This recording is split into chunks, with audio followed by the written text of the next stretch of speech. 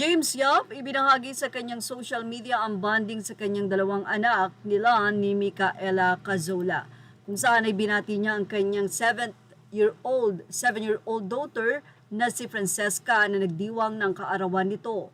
Sa naging caption ni James Yap sa photo nila, aniya, "Happy 7th birthday to my one and only daughter, my precious Sisi. Papa loves you more than words."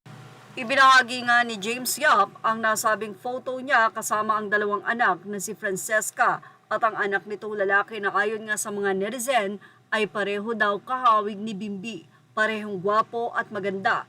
At si Francesca naman sa kanyang 7-year-old ay napakatangkad daw na bata.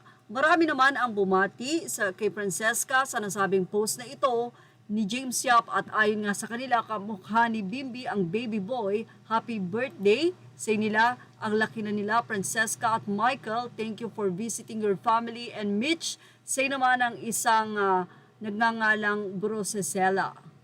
Samantala, mula naman sa artikulo ng Fashion Police, marami ang nagtanong ng mga netizen kung bakit tila wala daw sa picture or out of the picture ang ina ng dalawang bata na si Micaela Cazola.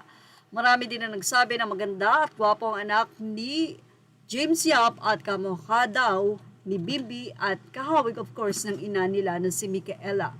Ayon sa kanila, tila hiwalay na nga daw talaga si James Yap at itong si Micaela Cazola. Marami din ang nanghihinayang dahil mukhang napakabait at mabuting asawa itong si Micaela. Si James Yap nga daw ba ang may problema? But anyway, at least ay hindi daw nalilimutan ni James Yap ang kanyang pagiging ama sa kanyang mga anak. Happy birthday, Francesca! Yan ang pag-abot ng mga netizen sa post ni James Yap. Marami naman ang nangihinayang talaga sa nasabi nga pong relasyon ni James Yap sa kanyang asawa na si Micaela Cazola, na ngayon ay umuwi na nga sa bansang kanyang sinilangan. Si James Yap naman ay naglilingkod dito sa Pilipinas bilang isang konsehal at active pa rin naman sa kanyang pagiging basketballista. Sa ngayon ay tahimik pa sila James Yap at Micaela kung hiwalay na nga ba ang dalawa.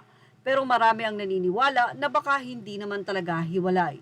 Ayaw lang talaga siguro ni Micaela na i-open pa ang kanyang buhay.